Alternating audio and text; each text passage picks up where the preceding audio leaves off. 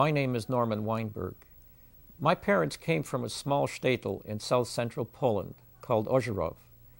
I realized I knew so little of my own roots. What could I tell my children and grandchildren? My search for answers raised more and more questions and led me to one of the last remnants of Jewish existence in that little town, the cemetery, or what was left of it.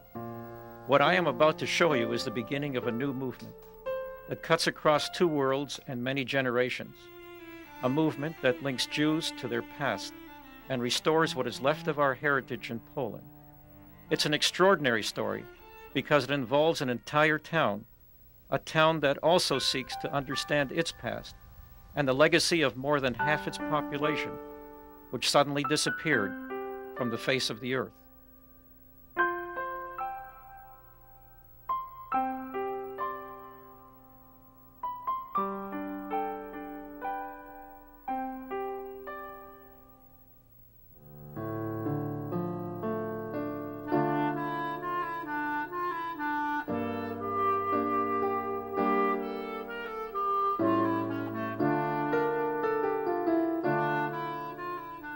It's a nice little city. A lot of people were on business. It was hardware store, grocery stores, bakeries.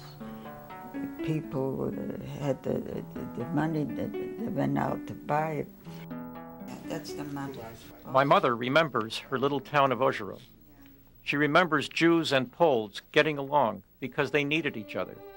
Jews tended to be the businessmen. Poles often worked the land. And if you were a poor Jew, you sometimes had to turn to the Polish farmer for food. The poor people had to depend on the Polish. And the Polish were very good to them.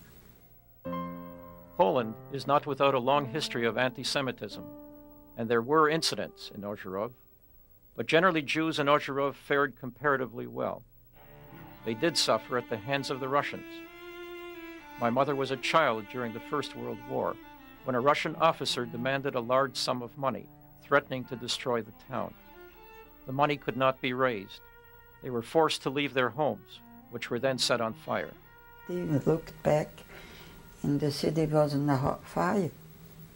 This I remember. I was 7 years old. Everybody was crying to leave everything behind. How much can you take with you?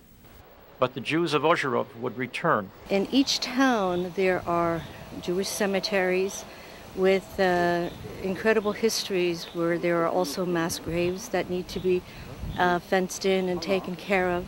And by taking care of these cemeteries and putting a fence around them and renovating them, we honor the memory of those who have left us, especially during the Shoah. Since Ozarow, our project has taken on a new and ambitious challenge.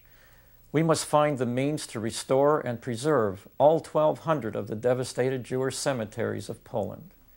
An organization has been formed to do just that, the Poland Jewish Cemeteries Restoration Project.